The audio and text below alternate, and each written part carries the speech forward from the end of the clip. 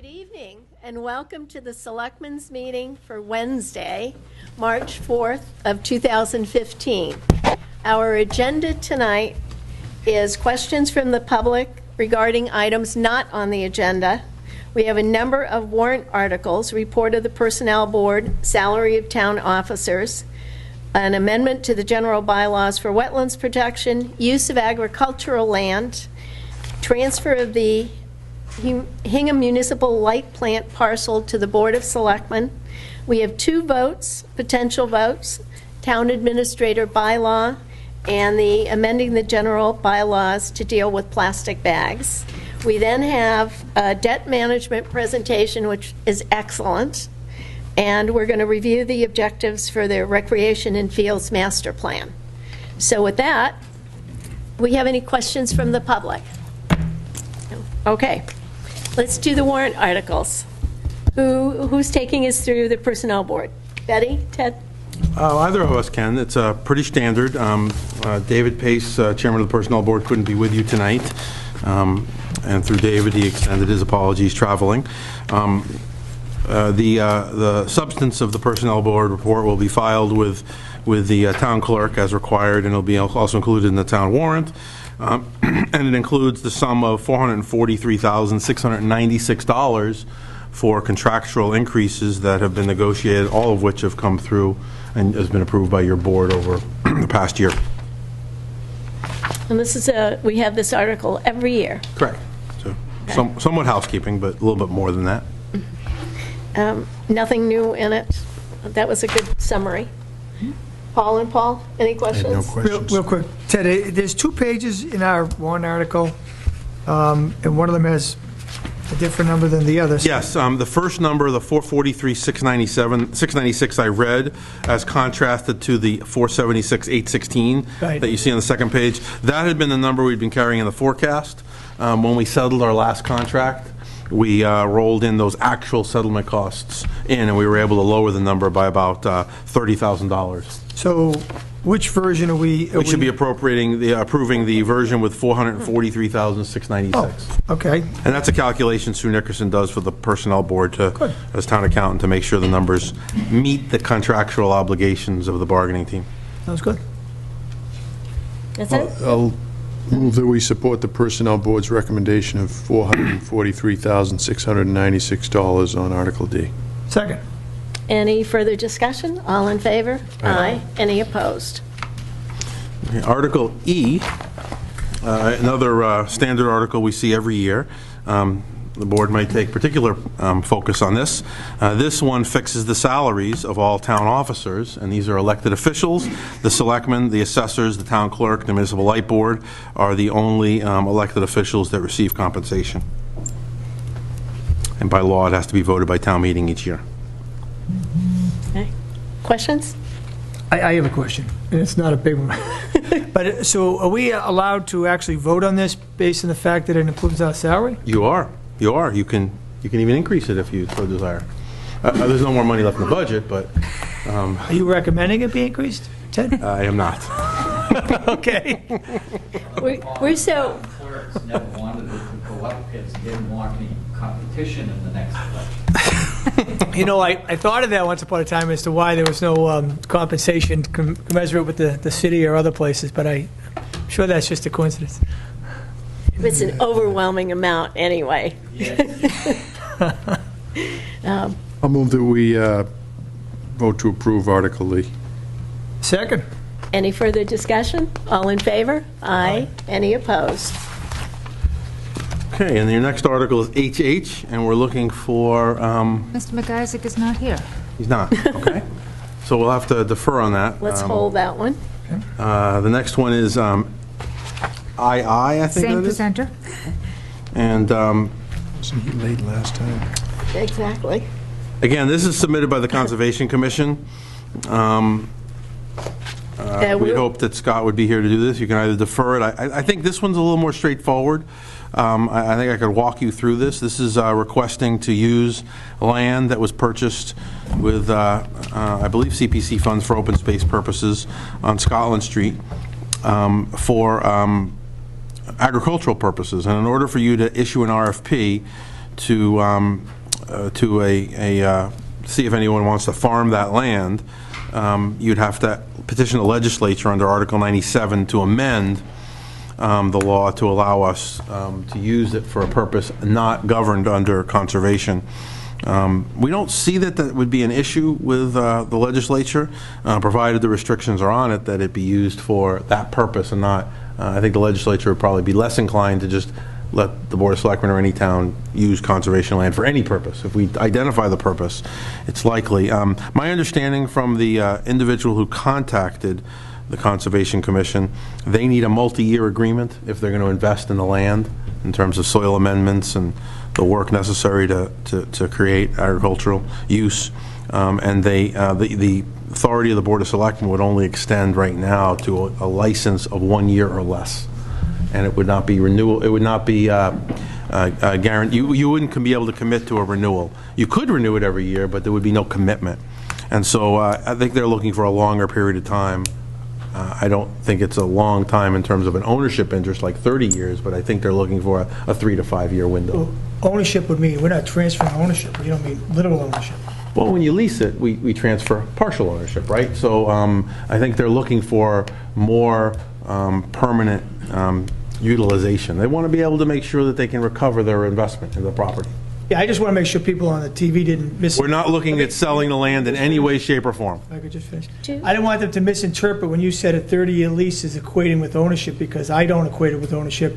And now I know you said partial ownership, but it's really a lease for a long period of time. Correct. Okay, just want to make sure I understood that. Yep. Do we know what kind of agriculture this is? Is this crops or animals? My understanding is it's crops. I was told that a local resident has asked to farm the land for his, I think it's corn. So may I, Paul? I don't know if you... No, go ahead. So, Ted, you and I had talked about this earlier today, just the kind of parameters of it. I wasn't aware of the exact location because I was in my car when we were talking. But it's on Scotland Street, so that's a recently voted on conservation piece of land. Has anybody talked to the neighbors in that area? Because I happen to live near there, and I don't think anybody from the neighborhood has ever been contacted about what they want to see happen there. I don't know what the Conservation Commission has done regarding this. Yeah, nobody. I will tell you this, that I know people felt very strongly about making that conservation land for a lot of good reasons, and the vote was made and the land was purchased. And I think it would be a bad idea to be, and even though it might be well-intentioned, to be voting on something, or at least I know we're only the Board of Selectmen, and that maybe other bodies have more of a say what goes on the article of town meeting, but I would feel I'd be derelict to my duty to my neighbors and not only the town if I voted favorably to something which none of them are aware of. So I would urge no action on this, or You mean defer.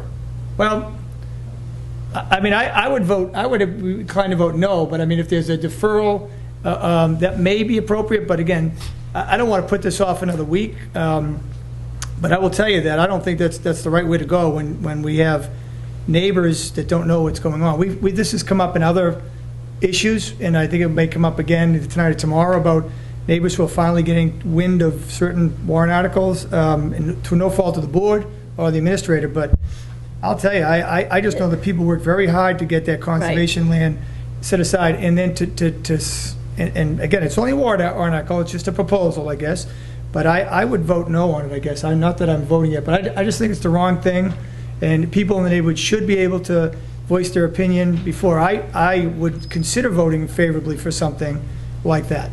So. This was very hotly contested, this piece of land, over a long number of years. And actually, there's 3 of us in this room that live very close to that. Paul happens to back up to it. Now, if we defer it, is there... Can't vote on it then? Well, I want to get a clarification. Well, What I does think really defer? the purpose of I your... don't have any interest in the property, it's just behind my land is, and, we could put it off a week, and I can get an opinion, and I'd be happy to do that, but I don't have any interest in it. I have an interest in protecting the town and my neighbors, and that's why I'd be voting on that. But I don't have a good feeling about this, because now that I know what it is, and I know what everybody's been through to get it conservation land designated, I don't feel comfortable at all voting favorably unless people in the neighborhood could weigh in.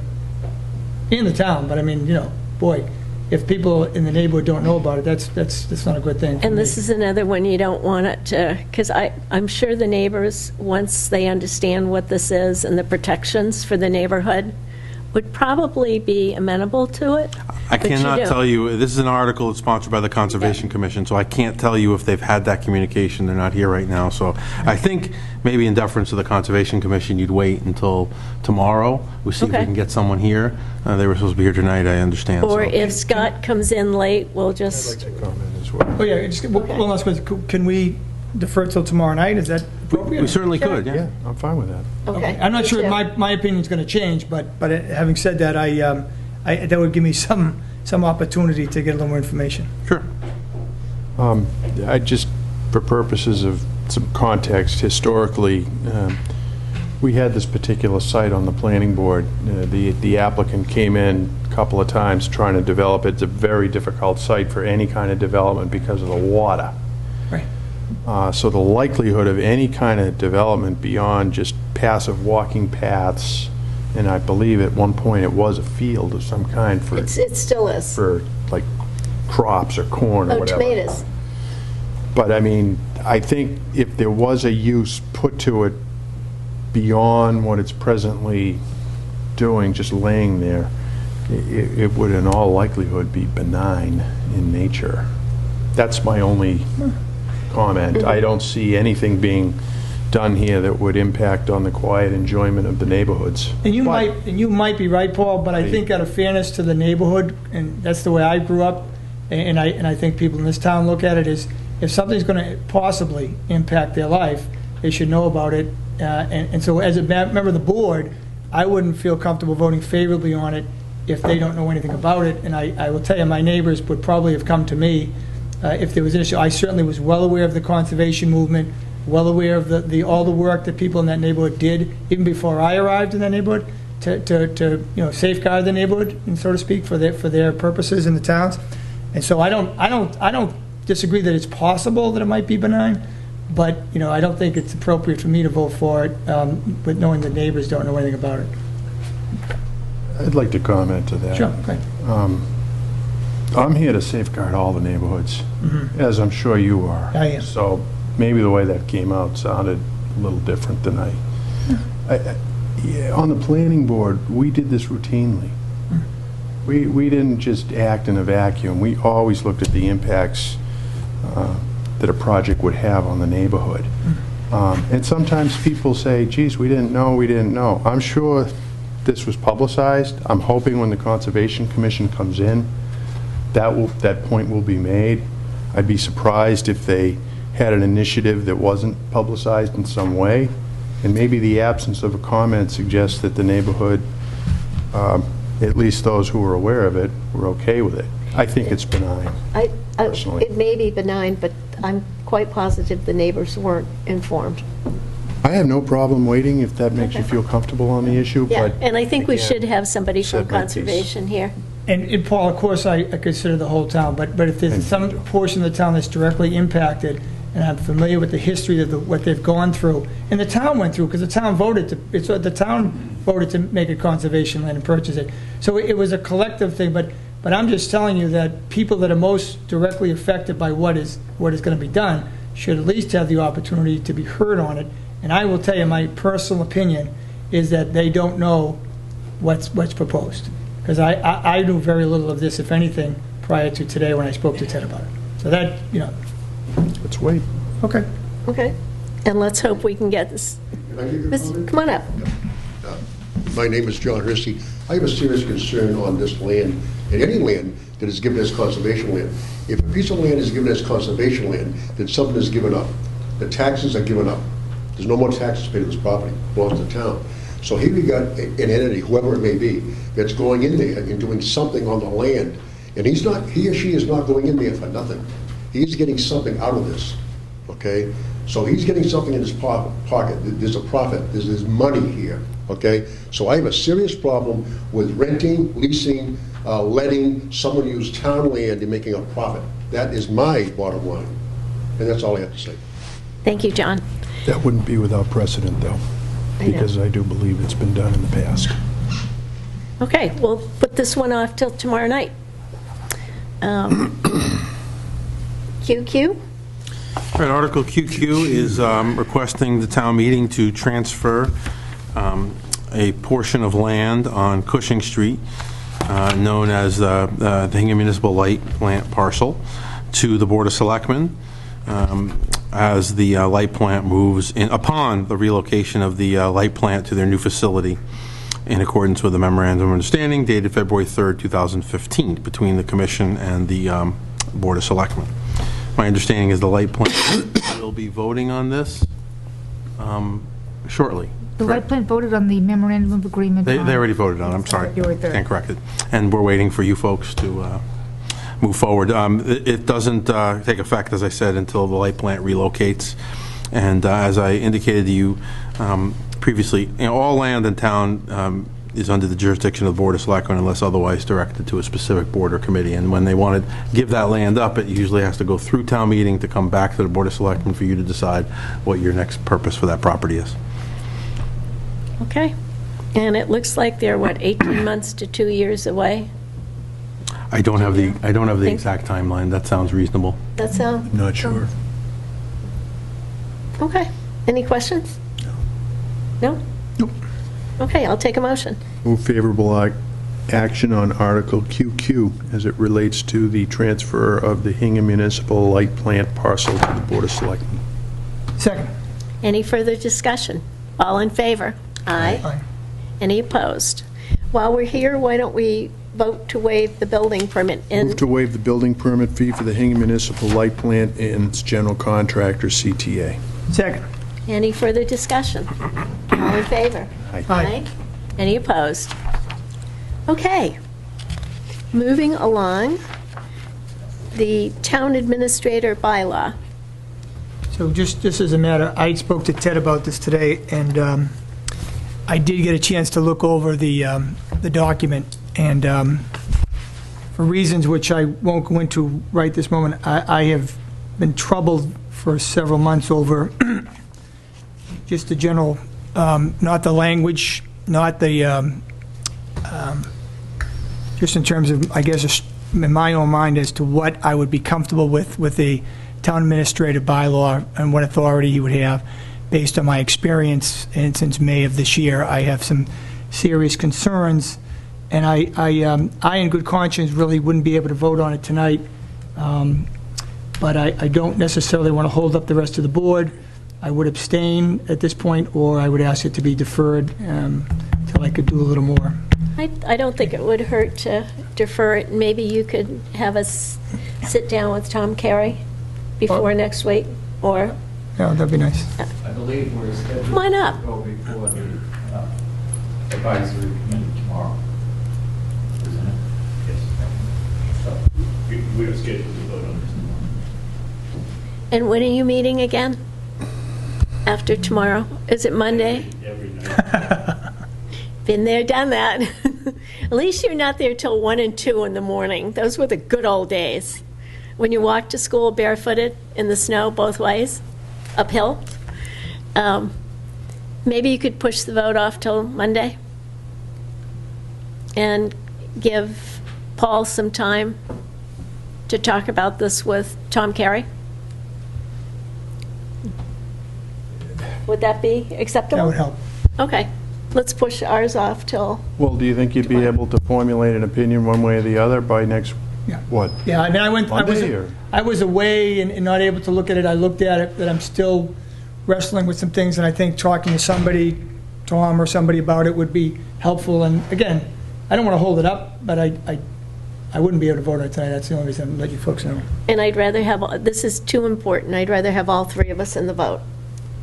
I agree completely. But I do want to have a vote on it sooner than later. And you will. Agreed. Good. Yeah. I mean, I think I can, Paul, I can tell you that next week, whatever my vote will be, we'll be ready to vote. Okay. Yeah. All right. and when do you meet next week?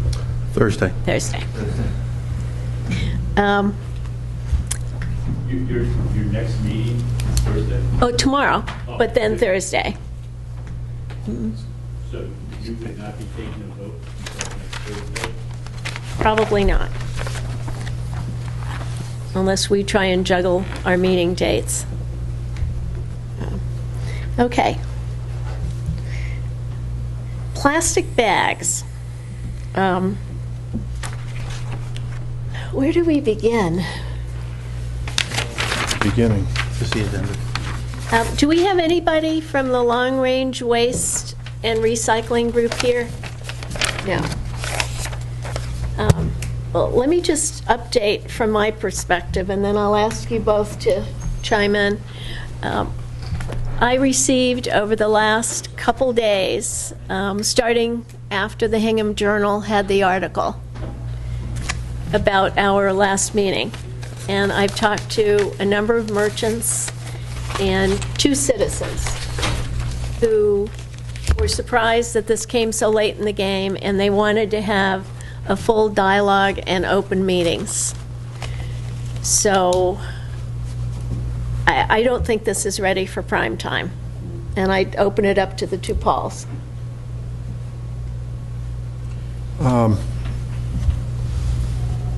It's funny what you receive a response from the citizenry on.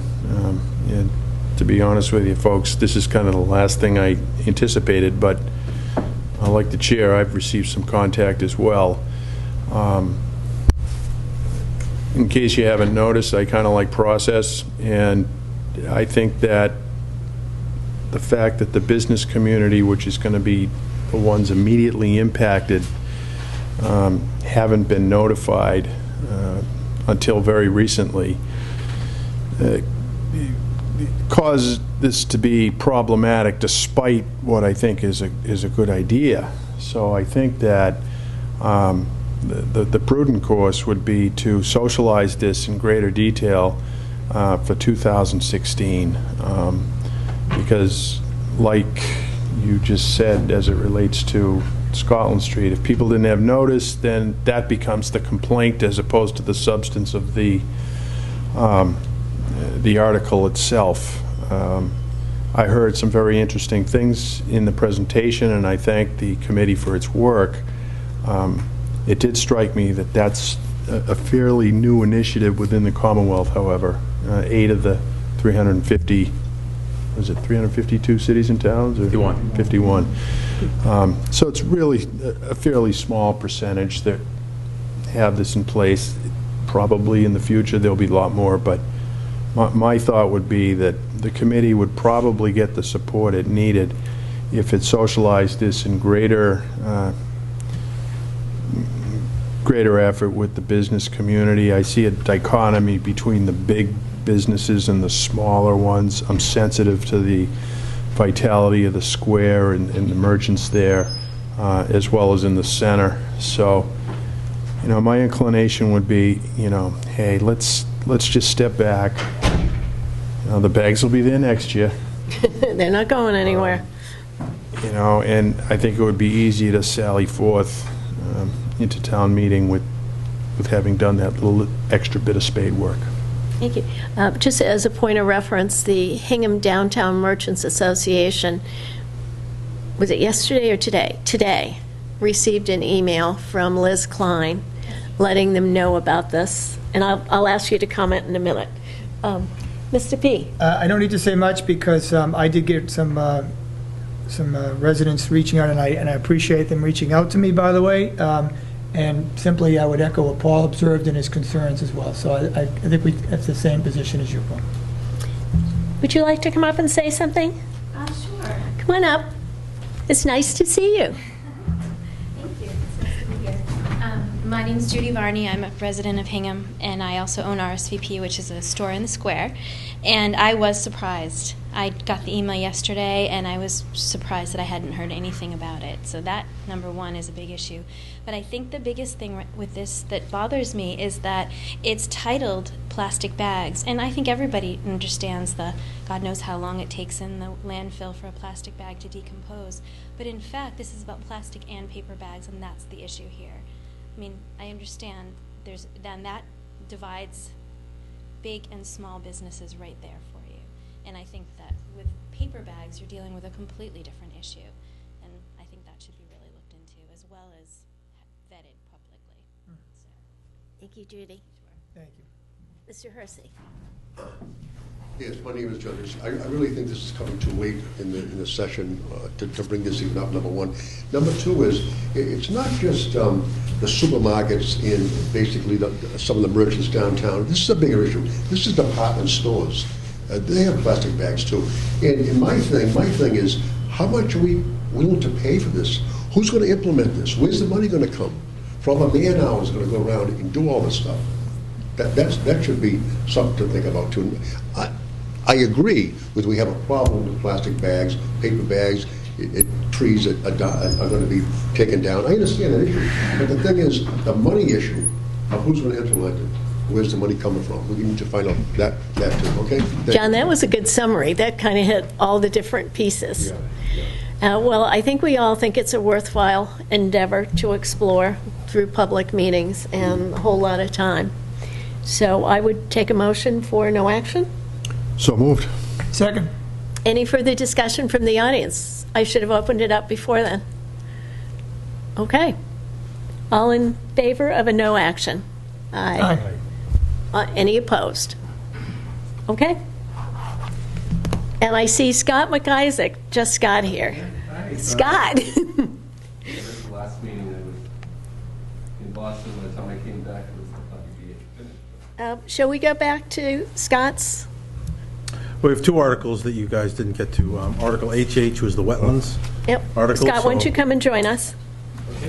Come on up. He's ready for this. Thank you. That was well done. Thank you. So, Article HH, Be nice to agree more. do you need a copy of it? I guess it'd be good to have. Makes me look more official.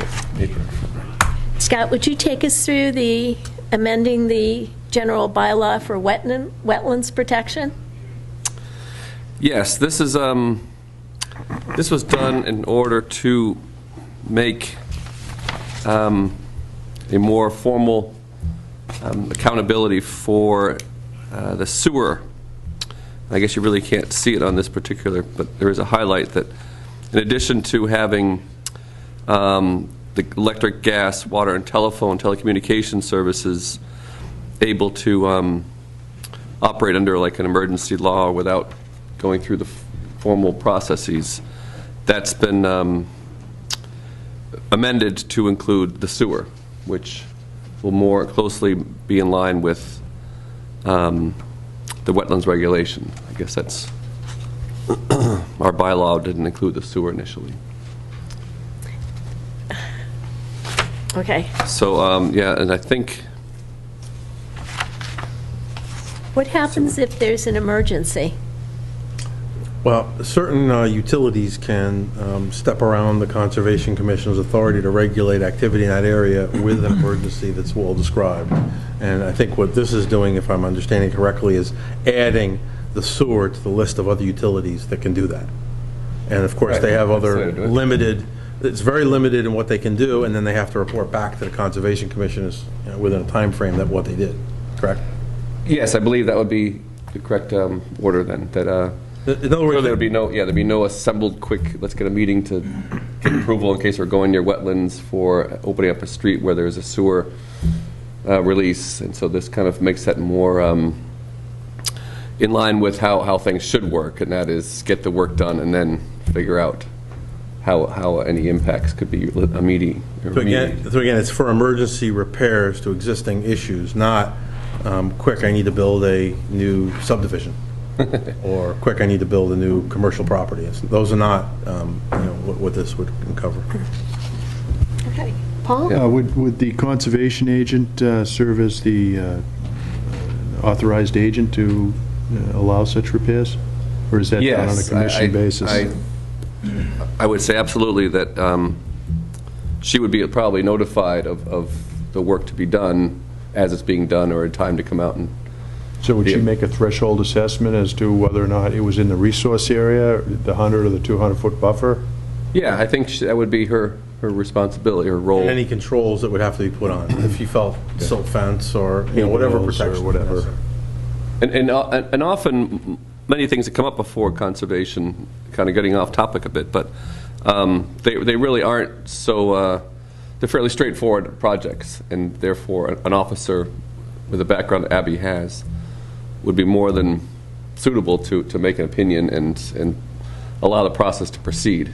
And Well, I know, there's different types of projects depending on the total impact area and whatnot. So if they reach a certain threshold, clearly it would come before the commission. But Abby certainly is very responsive and would be included, I would think, fairly early if there were certainly clear wetlands.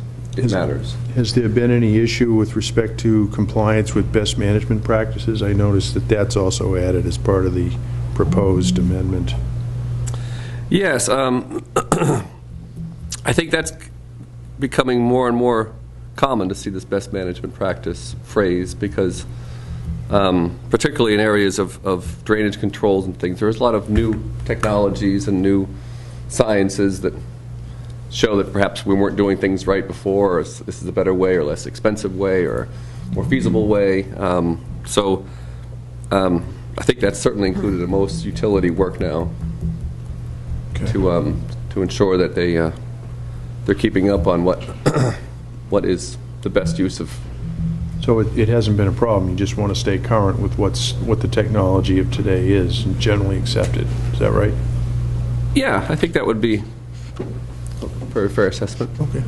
Maybe a follow-up on that, Scott. So is that somewhat what precipitated this warrant article? Is somebody made an assessment that we needed to keep up with technology, or is there some other reason why? It's primarily for the sewer, adding the sewer condition.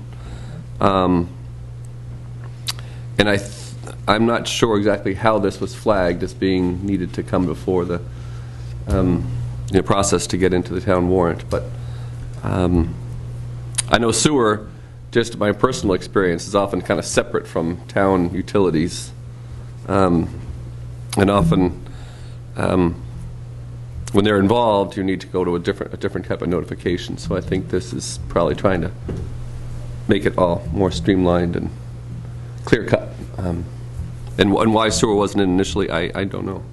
Is there any other commissions or entities that were kind of, this idea was floated with, and they said it's a good idea or a bad idea, or, again, I'm trying to figure where it came from, but if you know. I don't know. Well, it came from the conservation. But I think, No, I know that, I mean. Yeah, but what along the road- precipitated it? yeah. Was it an event? It could. I don't think it was an event. I think it may very well be Abby's and her staff's diligent review of bylaws and perhaps maybe all the credit shouldn't be put there. It may have been coming from a sewer.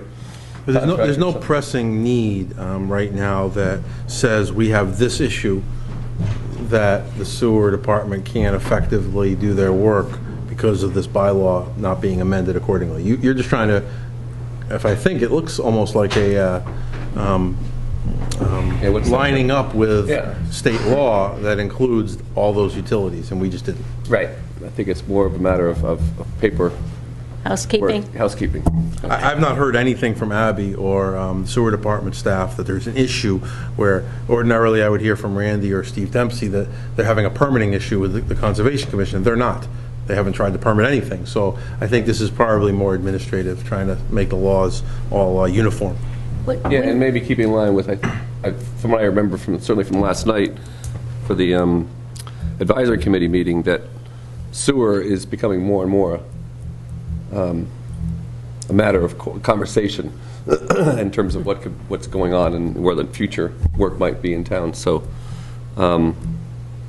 I'm just talking at the top of my head here, but perhaps they're just making sure that it's very clear cut as to if there's something that has to be done immediately, then it's best to get that done immediately, and then certainly make contact with the proper conservation people, but perhaps not so. During your hearings, the Conservation Commission hearings on this, did anyone come to discuss it, or? No, I do not believe anyone did. Okay.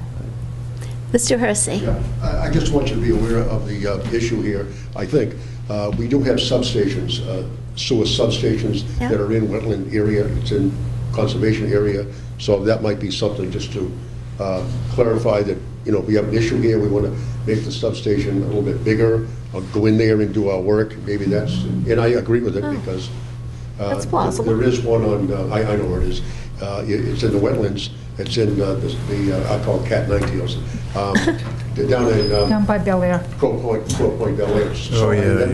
Yeah. I'm sure there are a couple more, I don't No, know what they all are, but that's just one of them. Thank you. Okay. Why? That's, I'll take a motion then. I move that we vote to act favorably on Article HH as it relates to amending the general bylaws for wetland protection. Second. Any further discussion or comment from the audience? All in favor? Aye. Any opposed? Well, you have, Scott here, do you want to go back to Article Yes. II? Yep. This is the agricultural use provision on Scotland Street. If you could explain to the board what the purpose of this article is, that'd be helpful. Yeah. So this piece of land was purchased through CPC funding, and it's in need of some work. It's been left pretty much an idle piece of land for, someone asked last night how big it is. I think it's 3 acres. But it's substantial enough that it can clearly, it's not just a little parcel, it's got some size to it. And historically, it was pretty much used for farmland, grazing land in town. And since it's been pretty much an idle parcel, a lot has grown up. There used to be like a cart path around it. Right. Evidently, there's talks of maybe putting some trails with the Hingham Trail plan. But in the meantime, and I don't know the background if it's something that the Conservation Commission, I'm pretty sure it came to us, or as opposed to us going out for it. But the question of how we can manage this land, given that that's essentially the responsibility of conservation, is to manage any open space for uses for the public enjoyment and pleasure. And this parcel apparently could have good value with someone who has the equipment and the abilities, experience to essentially farm it. And so it seems like a simple enough thing. We put this idea out to a public bid, a request for proposal, and received really just one interested party throughout the process. Really, from the day it was put out, it has been done. It's been done with John Hersey or Hornstra, excuse me. Sir. That got his attention. So, which was wonderful. It seemed like a perfect match. Part of the problem came up, evidently, is that how do you do this in the context of the legal realm, which I'm not an attorney, so I don't know how this works. But essentially, the source of this article is it's like anything, you have option or different ways of you can go about this. And any land that's owned by the town that's going to change, if it's going to change its course, if it's been granted a conservation restriction like that, anything that's going to change its use or be reused has an option of going before the legislature and getting them to approve at the state level use of this land for that purpose. My understanding is that it's not a bad option, but it might require more time, and it also is something that doesn't seem to be something like, well, Hingham, you should be able to take care of that matter on your own. You don't need to bring it before the state legislature for this. So the option that the town could have doing it on its own is to set up either a lease or basically a leasing contract. But in the legal realm, there's a time frame that works and can be more problematic. I think it's 3 years. Which you think, okay, well, 3 years, that's the term of a lease. The problem becomes now is that in this case, Mr. Hornstra would have to invest quite a bit of capital up front to go out and really get this land back up to speed, so to speak. And that cost of doing that is something that he would not be able to bear the cost of early in the term of the lease. It's something that might take certainly more than 3 years. So this article essentially was kind of drafted to allow the town to move forward, kind of in a multiple future, but essentially allowing the town to go enter into a lease with Mr. Hornstra to for a pretty nominal fee, by which he would have the rights to use the land for, I think it's primarily for growing corn for his livestock. It would be food that he's having to transport from other parts could be grown right here, and that would reduce, for his benefit, certainly reduce his transportation costs and whatnot.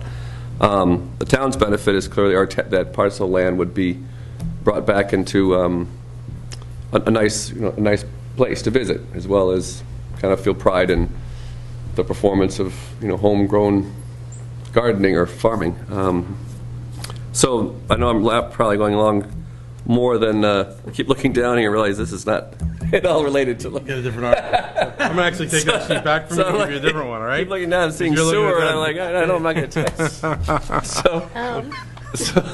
So hopefully my recollections are correct. But that is the sense, the spirit of this article is for the town to be able to enter into this lease arrangement, and yet continue to abide by the context of the law that this is you can only do this for a certain period of time. And if you have questions about that the legal matter, unfortunately, I'm not probably the best person to answer. I know it's. Do we have anyone in here that? I think the board had some other specific questions for you. I'll let you start. Is it okay? Have at it. Carter, you say that this plan came to the Conservation Commission. What does that mean? Well, it's I think when we acquired the land, the idea was, why would we need this? Why would the town want this land to purchase, to acquire? Is it just strictly for open space, to improve whatever aspect of open space policy? And this one, because of its historical use in the agricultural realm, really seemed to have that would be the ideal future use for it. And so it was kind of put out as a request for proposal, just saying, is there any party out there that could do this? And this goes back certainly, I think, a couple of years that this was kind of first put on the radar of what could the Scotland Street property. Can I ask you, I'm sorry, Scott, I mean, the question, I guess, was, you said that it came to Conservation Commission. Where did it come from? You're saying people were thinking about this. Is there some town entity or group or committee that decided they wanted to look into changing the status from conservation to agriculture? Yeah, but is that what's happening, though? It's still falling under conservation. Okay. It would still be managed, and the leasing would be drafted through the conservation office. I guess what I was said about where it came to us is, I guess I would simply say I'm not exactly sure where the source of this particular article came from. The other one about the sewer, it seemed like that came from just in reviewing and saying that we don't have in our bylaw specific for sewer where we have. Did someone come in and make a proposal to the Conservation Commission, or is this something that the Conservation Commission or the staff decided to pursue? Yeah, they drafted up a request for proposal letter that went into, I think, the Hingham Journal as well as Patriot Ledger. Why did they do that, though? That's what to attract people who would have the ability and capability to do this kind of work. Right, but why the town would not have even though it might have equipment, it wouldn't have the personnel or. I'm going back a step. Yep. You said somebody came to the Conservation Commission and floated the idea, and then I'm assuming the Conservation Commission put an RFP out. And you said the discussion went back several years. Yeah, the idea what can Scotland Street be used for? Is it just to be intended to be an open space that just continues to be overgrown and more or less inaccessible. Well, I mean, I want to be honest with you. I live in the area. It's certainly accessible. There are trails there now. There's water there that I thought, when we were purchasing it as a conservation property, I was led to believe that there was an aquifer running in that general area, and that it was to protect the aquifer. That was the selling point at town meeting that I heard, that it was to protect the aquifer. And so, no offense, and I know you don't mean it, but I know that it gets a lot of use. There's a lot of, I would call them trails. I don't know what everybody else calls them. There's a lot of activity out there. There's water, and so, what one man's, mansion is another man's whatever. But the bottom line is that people in that neighborhood, number one, that I understand, like it that way. Not that they wouldn't like something else. I understand, but I know how many meetings did we have with the neighbors regarding this issue? How many meetings? That's a question if I had to answer, I don't recall any specific meeting for neighbors to come and voice their opinion on this particular matter. So when the people were talking, whoever they are, about what to do with this property, was that within the Conservation Commission, or was there some other groups discussing what to do with it? I believe like the Open Space Committee. I can certainly say it's not like we have a full. We'd like to do this eventually, but have the full list of all the lands that are under the conservation's jurisdiction or realm, and find out, what's the best use, kind of thing. But you would agree with me that it's... Well, absolutely, and I know that that's certainly something many people in town have their special places. And No, my thing is, you would agree with me that it probably is a good idea from just about any idea you're going to float in the neighborhoods to get some feedback from the neighbors. Yes, I'm unequivocally, that would be. So what is envisioned? In other words, it was an RFP, and I will tell you, I didn't see it, but that doesn't mean it wasn't out there. But so what is actually envisioned? Is it a farm that they're going to grow crops, or are there animals going to be there, or what? No animals. It would be like basically. I'm not sure if you're familiar with the Schultz's field. That's I point this way. It's over kind of along the Weir River. It was one of the early CPC acquisitions. That's a town-owned parcel that's leased to, I think it's a lease to Mr. Hornstra for the purposes of cultivating basically cow corn or whatever. It's a corn that's not really tasty for human consumption, but evidently has all the nutrition for good cow feed. Is there something in your office or somewhere that it would show a map or a plan as to exactly how much of this 3 acres was envisioned to be developed in some way? And I don't know what develop means, but I'm assuming, Yes. are we talking about taking down trees and No, there wouldn't be any tree removal other than perhaps clearing around. I guess there's a perimeter type of trail around the field. Well, no, there's I personally plenty of haven't been out there, trails. but- There's a lot of trails in there, because I know we've been back in there, too. 'Cause, I think it would be helpful to going forward. You need a map to show how big it is. I think you need a map to show the maps are location. certainly good, sure, yeah. And then what's it going to look like? Because my question, as a follow-on, where are people going to park? Because the implication is people are going to come there. It would be hoped that this, I know Abby has posited the feeling that this will be part of the trail network, and that people would not only go here, park and walk these trails, but park maybe remotely and make their way here and on. The parking, I know that hasn't really come up in discussion about this particular article, because it was more of just what, and I certainly you should see the Mr. Hornstra's letter that he provided with his proposal, and see that he's not intending to really do too much that would change the look of it, other than clearly it wouldn't be it looked like a plot that's being managed.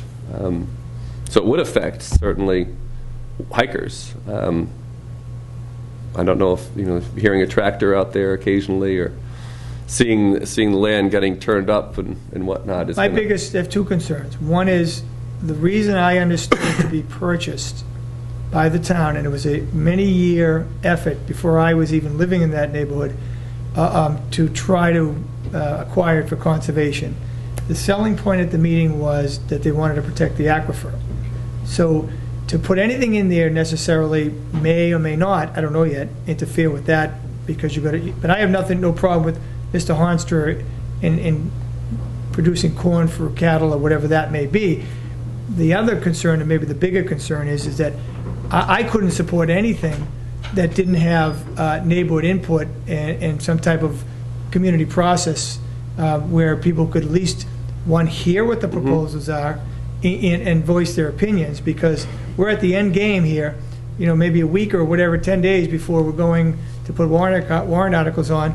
But I will venture a very strong opinion that no one in the neighborhood has been asked, and no one has been given an opinion. And so without that, and it's no disrespect to Mr. Honstra, it's no disrespect to the Conservation Commission, I would not support it.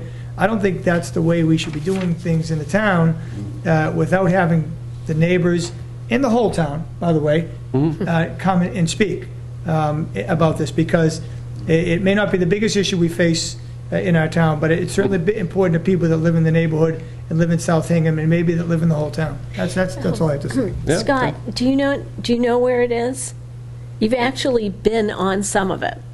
Was when we went out for the CPC, when we went to the house, the rental okay, home. the Right land. there, yeah. If the house is here, and you It's know how off we that all fork that drove goes and off kind to of parked in the pucker brush? Okay, the pucker brush and It's the entrance to the going, home. yeah. And there are some trails there, but as you saw, there's no parking. And I think Right.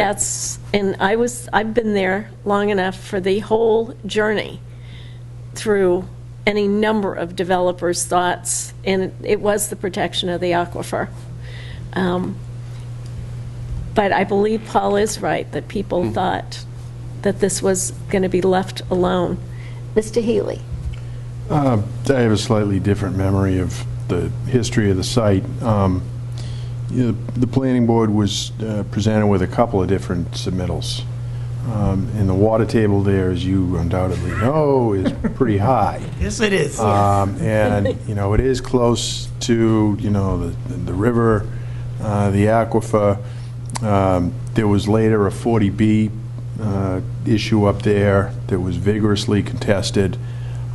So the acquisition of the site was in part to protect the aquifer, but also to stop, I think, development in an unsuitable area, because it was an attractive spot and it had been attempted a couple of times to be developed. Now, John Hornstra has a milk business here in town. He used to have the farm down there, which is now the Meadows. Right. John Hornstra, I believe, has a contract to do the haying on one of the sites that was acquired through CPC money a number of years ago on East Street. So, in some ways, him growing cow corn supports a local business. It's a benign use of the land. I don't see, my triggers would be on what kind of fertilizers would be used going in such close proximity to the aquifer, but I believe that the Conservation Commission in its oversight capacity could easily address that. There are trails and walking paths. Last year, there was an initiative, you must remember that, on Gardner Street, where we were talking about having a connectivity of trails and whatnot. I'm sure this is just a continuation of that effort. I'm not sure that trees would be taken down. I don't see that. I don't envision that. I don't know that for sure, but... Nor do I. But I do seem to remember that there was a field of some sort up there, and the path went around it. So I would imagine... Not a big field, but there is an open space. I wouldn't call it a Right. field, and then you've got trees everywhere around it, so I envision they'd have to do something, but, And in the back. we don't know, Paul. I'm just saying. I don't know. Was this publicized when you had this discussion about amending your bylaw to allow this use? Did you put it in the paper and all of that? It was put on with some of the agenda notices. Was it published in the journal? The RFP was certainly publicized. But I certainly wouldn't take this position that it's been the best use of advertisement resources here. Well, I don't. And I, certainly, I don't know why I haven't personally thought of if people might have a problem with this being used, even though it seems like a pretty benign use, certainly not development. But it obviously would involve changing the nature and the character of the property. And I don't necessarily disagree with your potentially, your observation is the benign sense of it. I don't necessarily disagree. It could be. I don't know that. But the problem is that, hindsight, as we see in some of these initiatives that go on, if we had come back, maybe if someone came to the neighborhood, even through this forum months ago, we could have vetted this thing, we could have talked about it, and you could have found out that people were agreeable except for this, or they were totally against it because they've been fighting this thing for years. And Paul is right that there were multiple proposals, but I can tell you that it was a very concerted effort of the neighbors to protect it, and whether or not there were other issues years ago at town meeting, the aquifer preservation was the selling point, and I don't remember who put the warrant article together, but bottom line is, that's what people rallied around, as far as I'm concerned, and so I just, it's nothing against Mr. Hornster at all. If I had months to work on this thing and been able to, we could vet it in the neighborhood and have some meetings with these people, I might be, persuaded, but I cannot support it if nobody in the neighborhood really is aware of this process. And I say that with some confidence that, that nobody in the neighborhood, and they come to me, and I'm sure they come to him, and Paul's neighbors come to him, if there's issues, no one knows about this thing at all. And then it would be, I don't think it would be the wrong approach to send this thing with a favorable vote. People don't know anything about it. I just think that'd be the wrong message. And then my obligation would be to look out for the whole town, as Paul says, and the whole town voted to, in my opinion, is to preserve it as an aquifer. And unless and until we have a process where people can speak on this issue, I wouldn't support it. I'm completely clear on what you're saying. I know most of the grunt of the matter has been primarily the legal implications of how to enter into this contract and have this move forward. But I certainly will reply your comments forward to Abby. Well, was there a finding that the proposed use was consistent with protecting the aquifer? Yes, in fact, you mentioned earlier about the pesticides, and there's a little language in here about a land management plan. The use of any fertilizers would have to definitely meet specific requirements for any aquifer areas. Is there any paperwork on this that we could see? If you look at the bottom of the article, the Conservation Commission said it is subject to a land management plan that has to be approved by the Conservation Commission. So whatever. I guess what I'm asking is there something I can look at tonight or tomorrow, most likely tomorrow, so that I can get some sense of it. I mean, I do have neighbors that I would like to talk to about. I'm going to ask Abby or someone to talk to them at some point. But we're against the clock here, and that's the problem. Right, so clearly, I guess the option would be to pull the article or to use the town meeting as a place to hopefully get people educated before then, so that this could be discussed that way. I would think an article in the Hingham Journal about the piece of land, because John Hornstra is very responsible, and I think maybe him meeting with the neighbors would also be very good. But I don't remember, and I look for RFPs and stuff. I don't remember seeing that RFP. I don't either. And just to be clear, it's not John Hornstra, because he would have to be the submitter of an RFP and be awarded. So I know you're talking about him as an example, but you're going to have to afford this to the public and anybody. Anybody Sorry, here I thought he said that. I said he was a it is a misspoken, but yeah, there's only been one responder. You said John Hersey. I don't know, John. So I'm not sure when the RFP went out or that whole process, but I think that we'd have to go through that again. Oh, do the RFP again? Yeah, we certainly would have to go through that process again. After we got the permission of the legislature and we saw the land management plan that they wanted to put in place, so we understood the questions you have. I don't want any trees taken down. We want to see that in there. I don't want any pesticides. We can't. Okay. We have to tell people what the conditions of the if you're going to say to people, you can have a piece of our land to do certain things, you got to tell them what those things are so they can respond accordingly. Let me ask you in a slightly different manner. If we move this along, since the RFP has to be redone, is there an opportunity for neighborhood meetings? Sure. That the neighbors could give input to what they'd like to see there, if anything? How does that work? Well, to the not hold Conservation this one Commission up. certainly could, have meetings over the next month, and they could make public advertisements. They could use we have a program through our GIS system where we can get our, abutters lists. We could just take the property and cut an abutters list and send notices to people specifically to cover everybody in the neighborhood. I think one of the things that you might find, I know you're walking those trails, but my guess is that pretty soon I'm going to get a request from somebody to send the DPW down there to manage those trails, just like we do in all the other parks. And that's always a challenge because, as we know, schools, police, fire, DPW is usually the pattern of funding, and over the decades it's been that, and we get to those parks and those areas at the tail end of everything else we do. It's a little different than the trails you're thinking about. It's more just kind of a natural setting, and people are comfortable with that. It's not like we have trails and they're hard-topped and people walk around it. Yeah, no, they're probably footpaths, through the land. But as time goes on, if it's a footpath and it's not a paved land, but even if it's paved, it's going to get overgrown.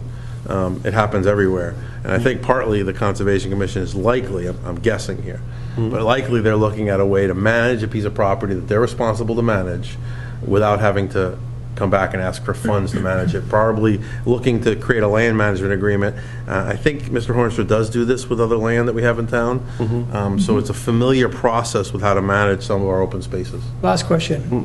What was the purpose of having an RFP now if we're going to have another one later? I wasn't aware. I have to. I wasn't aware if there was an RFP. Those usually go through our office, so we'll have to find out. What transpired there. I don't really have an answer. In any event, I'm the chief procurement officer. I haven't issued an RFP, and I haven't made an award, so all that's going to have to go over again. What's up? Yeah, and I know one went out, and I know it's. I certainly wasn't on the checks and balances list. Has it been awarded?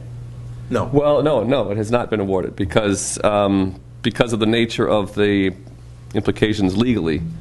John Coughlin has been reviewing this pretty, for substantial, I would say, and Mr. Horns has been anxious to see what's going on. He says, I'll do whatever, certainly, but I just don't want to put money into this and then 3 years from now lose it and feel like I've never recouped my costs.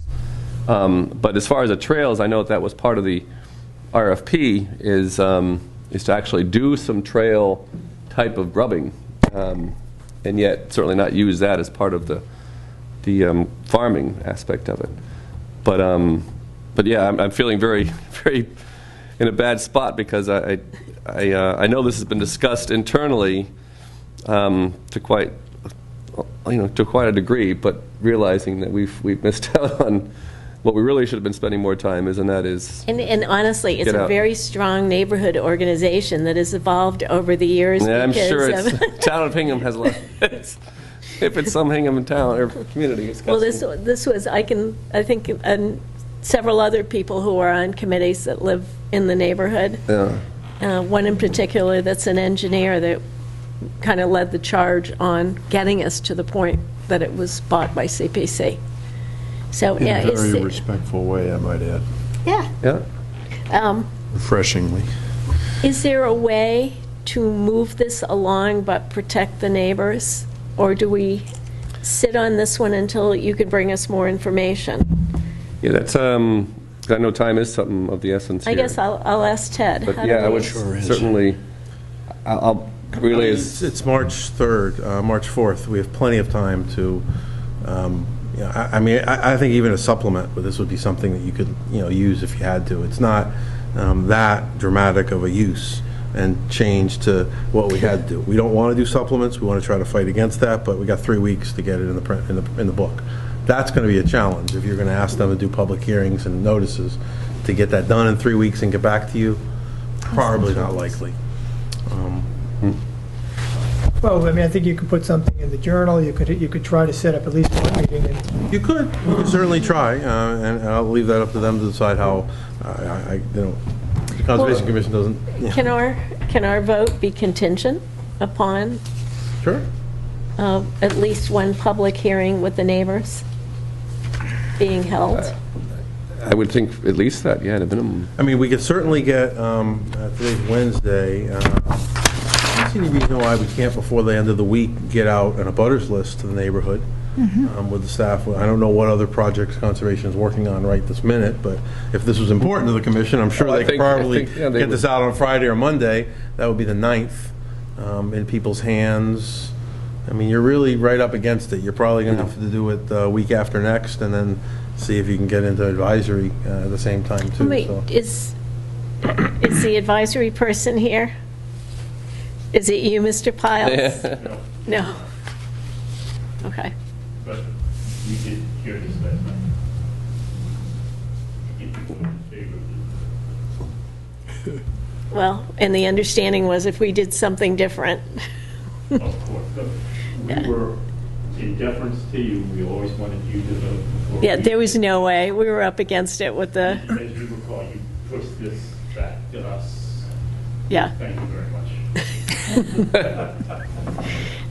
How do we do this so we have at least, I think this will fall into place. If it's a pleasure of the board to try to get this at town meeting, then I think a vote and a motion would be in order to, recommend favorable action contingent upon having a meeting of the neighborhood between now and, let's say, March. You cheating and looking at your I'm calendar? looking at my calendar because I won't remember that. While you're looking, Ted, so let me give you a scenario. So let's say we have a meeting in the town, and in particular, bless you, that neighborhood is adamantly opposed to it, and then you want to have a contingent vote based on just the fact there's a meeting? I would like to hear what the neighbors have to say and what the town has to say. I'm just saying, just me, I will not be supportive of any measure on this unless, until the community is heard. And that's just the way I'm going to. Then it goes in the supplement. I'm certainly an advocate of that, sure. I mean, there's no harm because if the neighbors are supportive of it, then if it goes in the supplement, so be it. But, I just. And you do want a successful outcome at town meeting. Oh, absolutely. I don't think we should want to move forward if it's going to be a contested article, yeah. I'm sure there might be some dissension, but overall, it's a little premature for us to want to go through town meeting when clearly we've not managed this in the proper course. Well, you certainly could post a meeting for next Thursday, which is, the 12th. And the question is, can you get something in people's hands in enough time for them to be able to plan accordingly for that? That's going to be a tight time frame. We'll probably get something in people's hands on Monday or Tuesday. That gives them a couple of days to decide whether they want to make a meeting on Thursday. And, neighbors could do some self-reliance and get the word out themselves. And obviously, you'd have the town notified, the neighborhood notified. But, I'm open to trying to get something together. I'm not trying to block this. I'm just saying there's a huge piece missing, and we all acknowledge that now. But unintentional, I'm sure. But, I'll do whatever I can to help facilitate it. But someone wants to pick a date and a location, I'd be happy to work with you. Just to put it in context, advisory is working under the constraints of they're trying to get all their comments in by the 16th or 17th of March. Yeah, it's coming up, right? So that doesn't give them a lot of time if they're going to get it in the Well, I book. hate to see this thing pulled for a year. I don't think that needs to be done. But I do think there has to be, we have to see a map, which I probably very easily done. Yeah, some of what you would like to see is available. Okay. If we had a key to the office, I'm sure we could, And then But- at least one neighborhood meeting yeah. with somebody there who can really answer the questions that are going to be asked. And one of the questions, I'm sure, is going to be, what's it going to look like, and where are people going to park? Mm-hmm. So, yeah, I will, So how can we- Let's go to the next one. So what kind of a motion can we make? Or just, do we just hold on it? you've heard everything they've said pretty Yeah. clearly. I mean, unless you want to give a motion to the advisory committee to get a sense of feeling, but I see a sort of a split on the board, so maybe it would be best just to keep working on it and see if we can get back to the board by the 12th. Well, and give them some update. will the office assist him in getting the notice out for a meeting? I mean, Sure, I mean, he has capability within the Conservation Commission to do that. They have Okay, the so- personnel and the Okay. capabilities, and we could certainly work with our office if we had to. And I don't know what day of the week you meet. Mondays. And we do meet again. You might have to have a special meeting if you're going to try to fit into the schedule that the selectmen are looking for and try to adhere to the advisory committee. Success at town meeting a lot of times does depend on trying to get in the book. The supplement does, Yeah. create some other exigencies Sure. that could be problematic to success. Yep. So, because it's mostly not part of the mailing we give to everybody in the beginning of April. Every resident's going to get the town meeting book, and that won't be in there. And so, that can have issues. So we want to try to achieve that. if But we what can. you don't want to do is a significant block of people showing up saying, I didn't know about it and I don't want it. Right, yeah, that doesn't do any, you don't want to step on, or get off on the wrong foot. Right. And you want to shoot for next Thursday, and wherever you guys, if you guys can set up a special meeting, and I don't know where your meetings take place, but I'll get a contact for you or Abby, and we'll try to coordinate it through the journal or indoor mailings or whatever we need to do. Yeah, it's, what's today, Wednesday, right? And we can also walk around the neighborhood and deliver the notices. I don't know if that's, And then maybe you should try to target, instead of next Thursday, maybe next Wednesday even. Yeah, As a that'd be meeting, that good. way you can come back to the board on Thursday and let them know what the situation is and. That'd be helpful. Yeah, we certainly. Do, my man. All right. You're going to go tomorrow. that would be good. Okay. Well, I'm going to be there too. Are you kidding? Great. I miss this. Yeah. Okay. All right, Thank you. thank you. Very much. Thank you, Appreciate Scott. all you do. I'll talk to you maybe So are there tomorrow. more Yes, I'll, hours in the day? Sounds good. Thank you. Thank you, Scott. Ted. Ted management. I'm going to get my AV team here. I think this is a very good presentation. And I thank our two advisory people for coming, because you guys are pretty tired. Got a long way to go.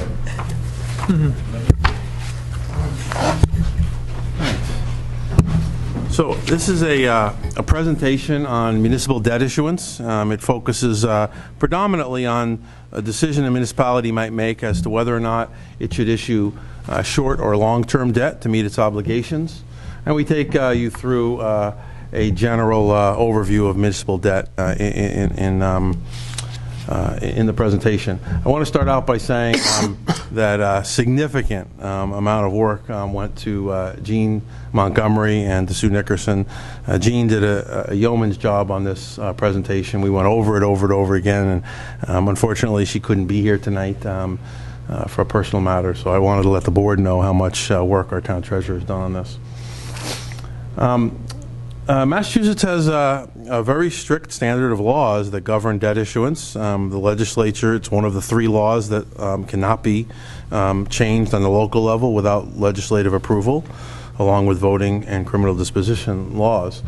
But the town of Hingham does have a special law that no one else has in the Commonwealth, and that is the Acts, Chapter 427, the Acts of 2008, where the legislature afforded the town of Hingham the opportunity to issue short-term debt into perpetuity.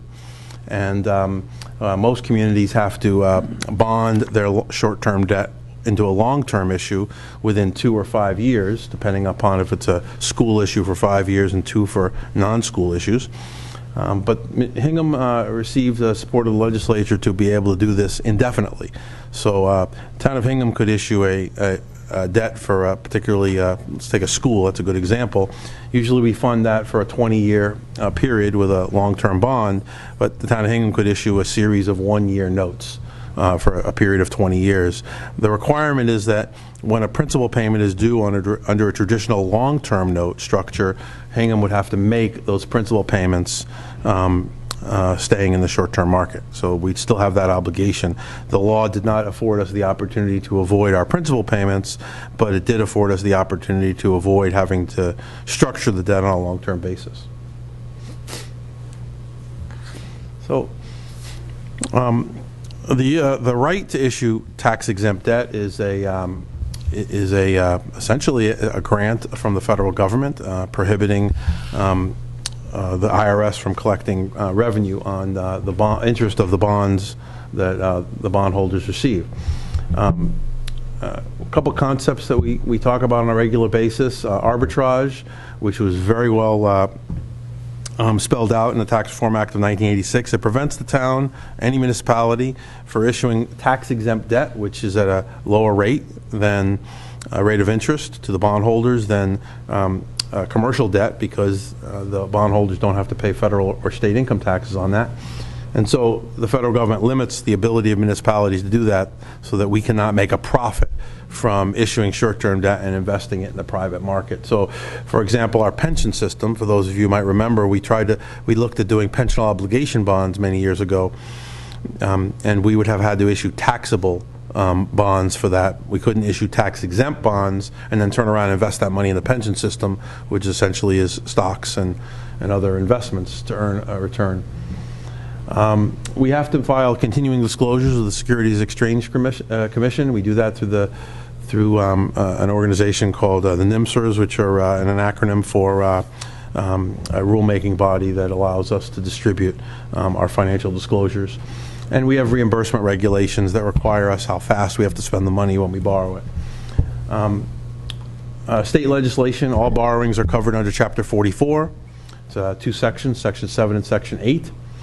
Chapter 70B requires, details school borrowing issues, and the SRF fund handles water and sewer borrowings. And of course, I mentioned earlier the local legislation on Chapter 427, the Acts of 2008. I went through this a little earlier with you, so just real briefly again. Adopted by the state legislature. The legislature actually thought of making it a general law, but at the last minute decided just to leave it with us. Annual competitive sale.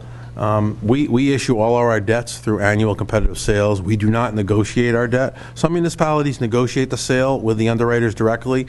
Hingham has always had an extremely high subscription rate to our debt. What I mean by that is, the last debt issue, we issued $40 million worth of short-term notes, and we were oversubscribed 7 times, which meant that we could have issued $210 million of debt had we wanted to. That's how many bids we got. The essence of this is that we would allow a variable rate over the duration of the loan. Our traditional financings are fixed rates over the life of the loan. And you can bond at any point in time, obviously, with a short-term rate.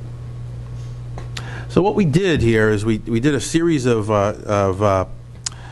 sensitivity analyses and going back and looking at data over the last 30 years to try to make a decision about whether we should, in these times of historical low rates, we should be issuing debt long-term or we should stay in the short-term market. We started out by looking at the 20-year bond rate over 30 years, and what you could see on this graph is that the bond rates back in the I have to go a little closer to see the exact dates here, excuse me. Not that, we go back as far as 1988, I believe, is when we started this chart. And you can see that, in the 80s, rates were high in the 6, 7, 8% range, and they fell rather precipitously as we moved to the close of the century.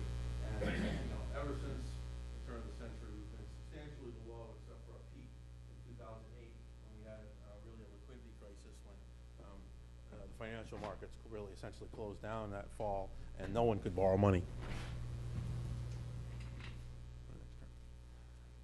And then what we did is we took from 1984 to 2014 historical short-term rates as compared to the 20-year AAA rated, and we are a AAA rated community, as you know, rates of interest. And you can see that on the top chart we can see again those are the long-term borrowings, and then down below it we can see the AAA credits. And you can see that the lower number are short-term rates, and you could see that there are substantial. And I have to stand up on the chart because need to point to you. I don't have the laser. You can see the gap between the green and the blue, and it's consistent throughout almost the entire time, except for the period of 06 and 08, where as we were going into that economic crisis, what was happening was, while long-term rates continued to fall, short-term rates started accelerating. And then they just completely fell off the table in 2008, and stayed at really unprecedented levels ever since. When we did a sensitivity analysis, and what we did here is we took three general obligation bond issues that the town has issued in 2002, 2007, and 2009, and we compared what would have happened in those issues had we stayed in the short-term market and we not gone long-term. And the darker blue column is represented by bonds; those are long-term notes. And the lighter blue, shorter columns are represented an acronym we use called BANDS. BANDS stands for Bond Anticipation Notes, and those are the short-term vehicles that we use.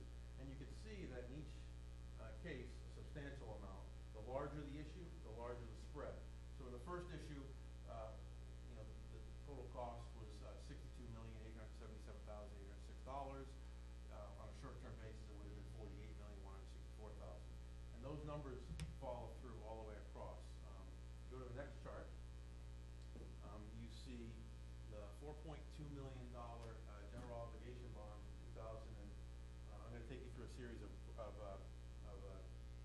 charts now that depict what was on the previous bar graphs. And what we do here is we talk about how the actual debt service, which you see in the third column, starts out at $4,311,000. That was our actual debt service, totaling down to the $62 million. And then we talked about what would happen if we had stayed in the short-term market. Obviously, our interest rates would be a lot lower, and it would have produced savings of about $14 million on that issue. The next chart shows what would have happened if we deployed the strategy that we were talking about with short-term issues, which is not only do we avoid the higher interest cost, but because we create a large spread between actual debt service on a long-term note versus a short-term note, we take those extra savings on an annual basis and we apply them to principal. And that's depicted in the fifth column, where it says principal pay downs, and you can see they're a little higher than before, and what that does is it generates additional savings of about $1 million, and savings went from 14.7 to 15.7 million. And that flows through on all of the charts. The next one was the second bar graph, smaller bond issue. Again, we see smaller numbers, but those are a function of, this is an $8.9 million issue, not a $60 million issue. Produces savings of $1.8 million. If you roll the principal from the savings in, it'll be depicted on the next chart, and it'll show relatively another 10% increase to about $2 million. The third example was the last on the bar graphs. It was a $38.5 million issue. Total cost was $53.1. Principal pay downs of $38.5. And a savings of almost $12 million, simply by going to the short-term market. If you roll the principal in, following along with what we would have done, you would have saved $13.5 million. And I think the next chart is going to show you clearly that in each of these cases, and again, this is what a sensitivity analysis is supposed to show you. You like to see consistent data, so you get a sense of, if you apply this, would it work consistently across as many different events as possible. And we see that in each case we would have saved in the low 20%, and that if we had rolled the principal payments, the interest savings of the principal payments, those numbers would have gone up to close to 25%. So then we try to take our existing issue that we have, and we have about $45 million of debt that we want to issue. It's a 17-year schedule. It won't be a 20 because we've been in the short-term market 3 years, and you're limited to a total issue of 20 years. Whatever you do short-term comes off your long-term issue. And we projected that the debt schedule would have total payments of about $57.7 million. The principal pay downs of 45.5 are the principal payments of the bond. And if we stayed in the short-term market, we were projecting savings of about $7 million. Now again, these are prospective as opposed to what the other three were, which were actual, because we know, in hindsight, what interest rates were looking back. So we can be very accurate on the look back, not so accurate on the forward, because again, I don't know what interest rates are going to be in the latter years. What we asked our financial advisor to do was give us an idea of how he saw rates moving on the short-term rate. And what we did here is we plugged those numbers in. 0.14 is where we are right now, and we had an expectation that we would increase that by about 25 basis points over the first few years, and then a larger numbers as we went out, ultimately peaking at 3%. Again, if I could tell you exactly what interest rates would be in 2030, I could really solve all your budget problems in perpetuity.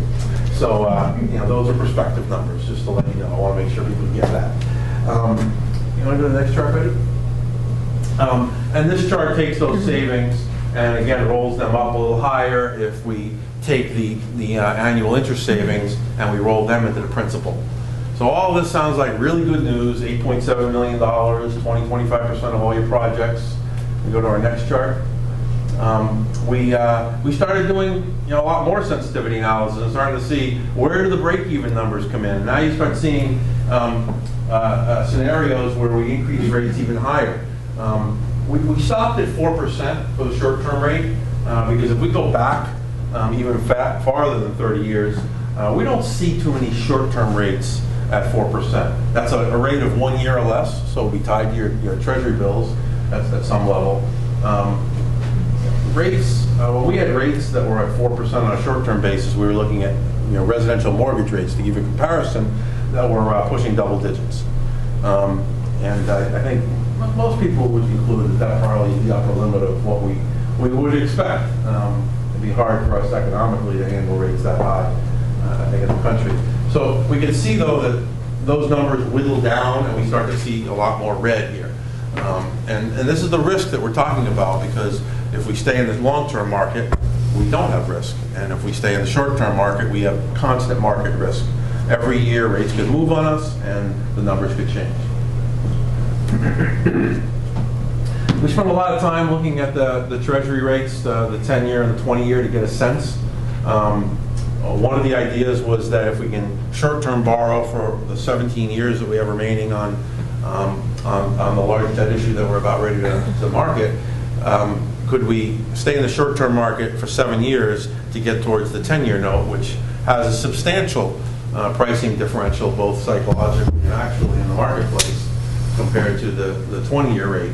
And you can see the differences here. And they've been pretty close at a few times, but of late they're more substantially spread. You can certainly see since 2008 anyway, those spreads are a lot larger. And that's our presentation on short-term debt. I moved a little quicker because I wanted you to have some opportunity for questions. I will tell you that the debt committee that the advisory committee put together to help me work through this has recommended that we issue a long-term debt. And I've actually begun the process of putting that into practice. And I think in spite of the fact that we can show substantial savings to stay in the short-term market, we have to be cognizant of the risk associated with the debt that we have right now. We do have historically low rates, and we have other projects on the horizon. I know this board will be presenting a real estate acquisition shortly.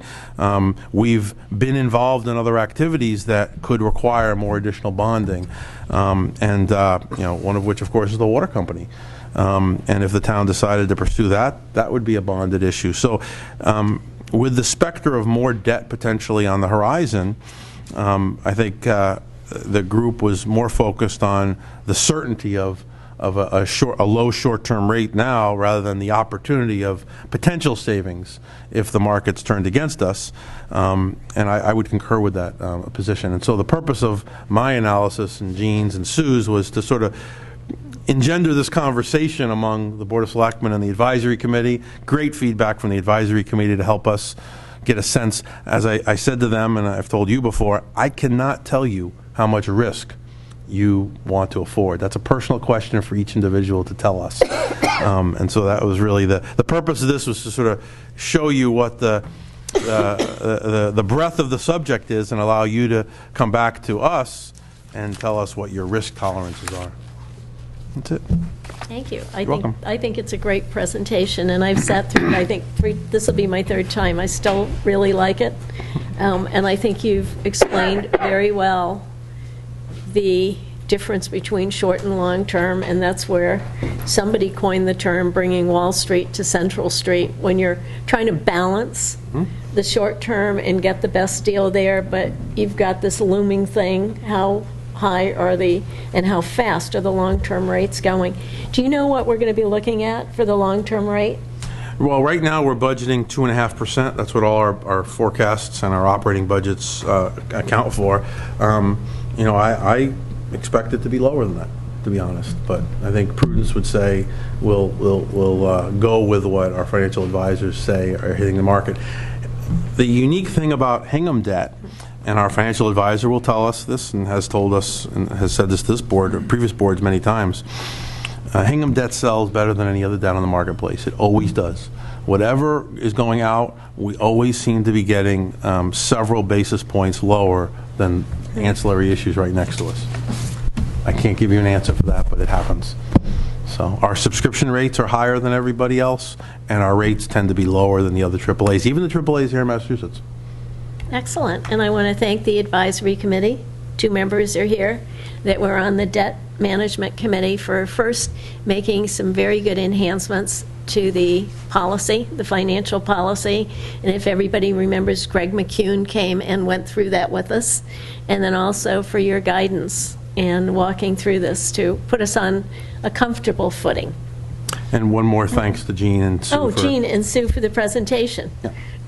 And the blue presentation, you didn't use that one. It actually moves. Oh yes, we do have another one. I think it's on our webpage. Actually, it's a presentation that does move. Correct. And all of us old fogies like the one that didn't. It was hard to follow the moving one. Let me open it up to the 2 Pauls. I'd just like to echo your sentiments. Thank you very much for that great presentation and the work that Sue Nickerson and Jean is doing, as well as the Advisory Committee. I appreciate that. I'll watch it again. Watch the moving one. Thank you, everybody. It was very helpful, and Jean and Sue aren't here, but hopefully they'll see it. It's really helpful to me when I'm new to the board to try to come up to speed on issues like this, and it's nice when it's put together this way. And the only question I'd have is maybe so people at home understand it. The 2.5 isn't a hard number. You think it might be lower for long-term debt as we move forward. But if it was short-term debt with the risks, I guess, that are involved, the advisory has recommended going long-term, but they would be lower in the short term, correct? Correct. The last, we've had rates, short-term rates, as low as 18 basis points. Well, what is, you got to tell people. So a basis point would be, so 1% would be 100 basis points. When we issued debt within the last few years, we've received rates as low as essentially 0.18% of an interest rate as contrasted to 1%. And so we're looking at long-term rates being about 2.5% and short-term rates being about 0.25%. And the risk is that if we didn't lock into a 2.5 or lower now, and we waited 2 years, 3 years. Could be 4 or 5%. It could go way up, right? Yep, I get it. And I think the one thing that we've all learned is the low short-term rates, because they're so low and comfortable, it encourages you to think about borrowing more. Correct. I mean, one of the reasons that I concurred with the Advisory Committee's position to go long-term now was that we have other debt on the horizon. that is potential out there for the town to consider, and that adds to the risk. So, taking an opportunity to secure a good long-term lower rate is, I think, prudent. And I just said we had 2 advisory people, let me name them, Tom Piles and Jim Taylor are with us. And thank you, gentlemen, for all the help in this. Anybody in the audience have a question? Just to say, Come on up and identify, come on. my name is Carlton Allen Chambers. I live at Lincoln School on Central Street. That was a very fine presentation. Thank you. Of a very difficult topic. The figure that I saw at the footnotes was 60 million roughly we carry in town debt, bonded debt. No, that was the total of that issue. But actually, we're not too far. We're about 50 million outstanding debt right now. 50 million. Yeah, outstanding long-term debt, and this will add to it. So. Is there any long-term debt not shown within that grouping? Yeah, we didn't show any of our long-term debt there. We were showing a prospective issue that we're going out with for the new middle school and some other smaller issues that we had with it. Would that have been done? No. Thanks. So what is the total bonded indebtedness anticipated? I couldn't give you the exact number right now, but if you call me tomorrow or you wait until the meeting is over and I can walk in my office and look at my financial statements, I don't have it at the actual tip of my tongue. I don't. Thank you very much. Anything else? Okay, last item on the agenda is a review of the master plan objectives for the Recreation and Fields Master Plan. Paul? After last week's meeting, I went back and I looked at the minutes where the objectives appeared. I have no quarrel with them because we voted them. I guess I keep going back to process, and I think one thing that Paul made abundantly clear, when the neighborhood groups are omitted from topics that are under discussion that impact them directly, that's problematic. The committee is what it is. You've appointed them. I really had no input into that. That, I guess, is my principal complaint, and I think that the balance of the committee, let's see what they do. I just, to me, the initiatives with respect to the different field projects ran into some significant opposition on Ward Street. I don't think the high school initiative was embraced with the kind of enthusiasm that I had kind of hoped. And I think that when you do start talking about developing certain areas near, long-established neighborhoods, you really got to do that very carefully. And I think that if this particular group is perceived as having a vested interest to the exclusion of others, that's going to be problematic. But I don't want to, I'm not here to do that. I'm not here to badmouth, residents who step forward to volunteer their time. And time will tell whether or not they're capable of coming up with a balanced recommendation that, factors in the neighborhood concerns. Yeah, I think your points are well taken. Okay. I don't think we need to add anybody. Okay, if you too can big think as of a it group. is. Well, some of those people are going to not be there all the time. It's when a particular topic is discussed. I like that even less. I think if you're on a committee, you should make every single meeting. And if you can't make every single meeting, you shouldn't be on the committee. I mean, if it's like I showed up half the time here, I think the people would say, hey, Healy, where are you? I'd miss you. I would miss you. I'd miss you too. You guys are funny. The meetings wouldn't be half as exciting. Yeah, well. The other thing I think you don't need to worry about. It's funny? Yeah. Yeah. If it makes you laugh, I'm happy. Okay. Yeah, I'd rather see you laughing. They're not going to decide where to put something. we It even need. depends on what they decide. I Right. mean, Well, that's, Right. my Let 'em- sense is you Yeah. know, we're moving forward, and that's a great thing, and I appreciate that, Paul, because I think you'll be pleasantly surprised over time. And I will say on the high school project, which, I know you said it wasn't as warmly embraced, in the end, I saw it firsthand last year when I was out talking to people, and a lot of people were very happy with the end result that didn't think they were going to be happy. And I know you guys on the planning board did a great job on it, so. thank you very much. Yeah. I appreciate No, that. you did, and I appreciate the work you did. So I think in the end, it's come around, and I think there's so much oversight and so much, involvement of people in this town that not only the committee, but people in town will be speaking about the issues that are raised there, and so it'll be well vetted, I think. We'll see. Yeah, absolutely. We'll see. Yep. Let's keep an open mind. Good, thank you. Anything else? We'll see everybody tomorrow night. Same time, same place. I like that.